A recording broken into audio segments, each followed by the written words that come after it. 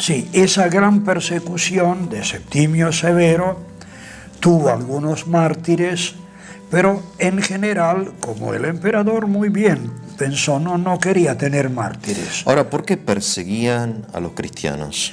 Porque los cristianos eran incluso exclusivistas, decían que la única religión verdadera es la cristiana, la de ellos. Bueno, y eso no le gustaba al público romano en general, que no hay que pensar que hayan sido multitudes de cristianos. En el occidente, sobre todo, eran una minoría insignificante. En el oriente había más, pero en el occidente eran una minoría. Ahora, yo no veo ninguna dificultad en ser exclusivista, a menos que vos le impongas tu opinión a los demás, pero eso no lo hacían los cristianos. No lo imponían a la fuerza, pero lo imponían misionalmente, porque misionaban. Pero la misión es una propuesta, no una Sí, imposición. sí. Y se daban cuenta los romanos que era una propuesta peligrosa.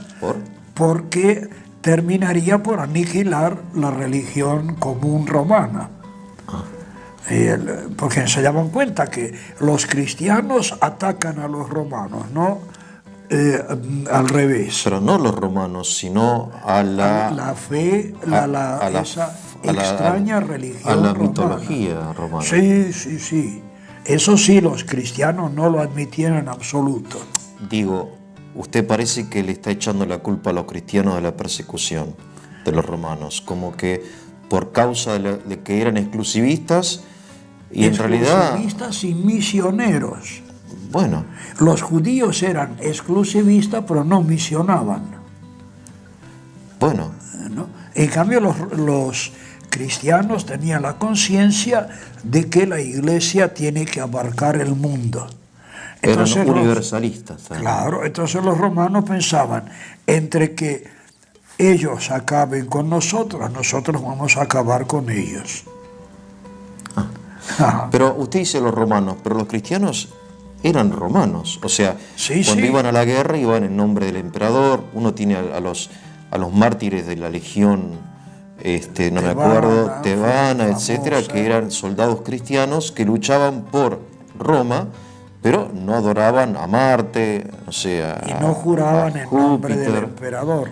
Eran buenos ciudadanos. Sí, señor. Y creo que Tertuliano lo dice, que nosotros no somos traidores a Roma, ¿o no? Sí, señor. Entonces tampoco entiendo por qué, a ver, si el emperador romano aceptaba que los hispanos, que los británicos, los galos adoraran a sus dioses, ¿por qué no aceptar que los cristianos adoren a su único Dios?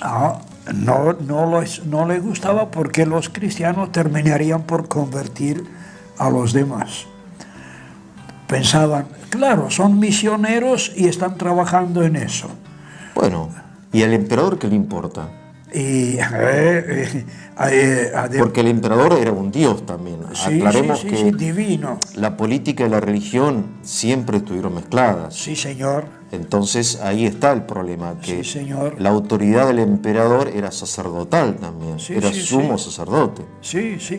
El pontífice, el sumo pontífice era el emperador.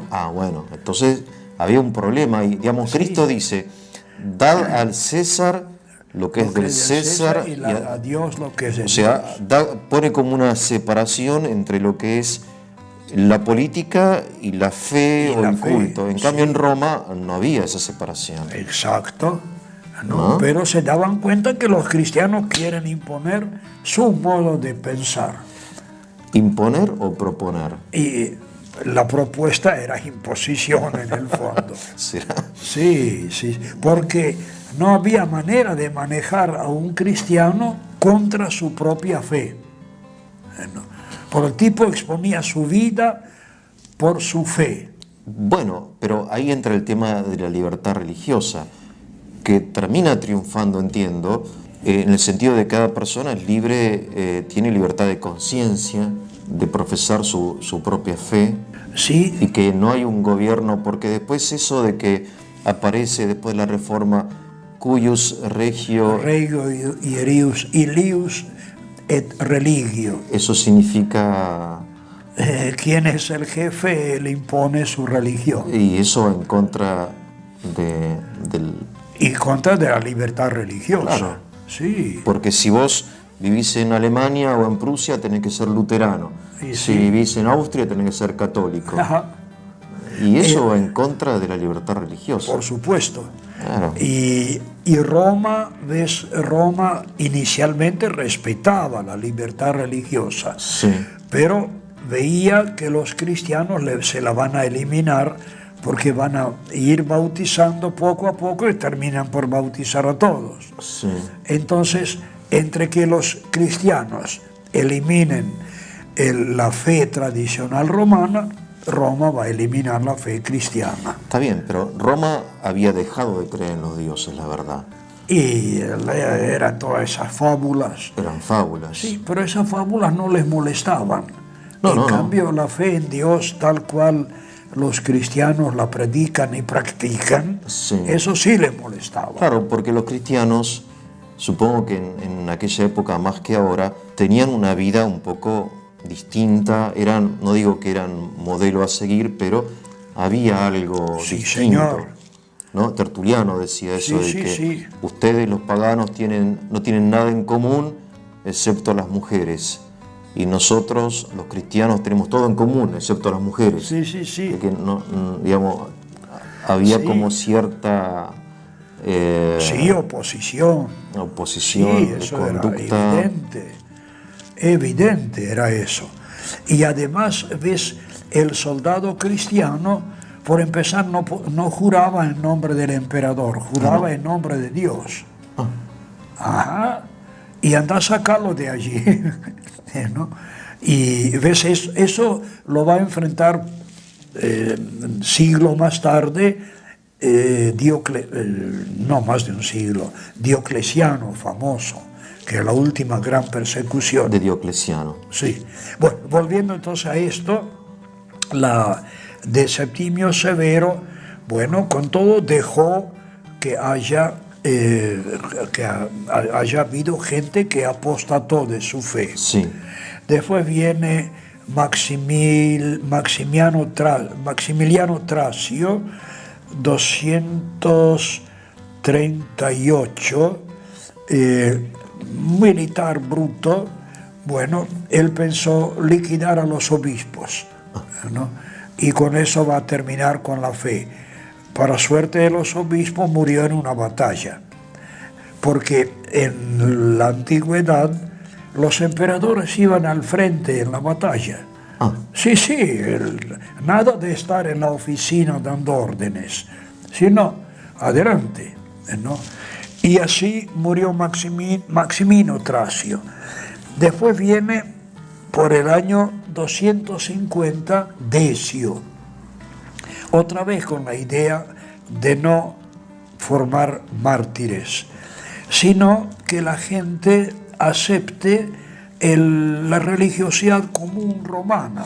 Lo que pasa es que los mártires, decía, creo que Tertuliano, la sangre de los mártires es semilla de cristianos. Semilla de cristianos. Sí.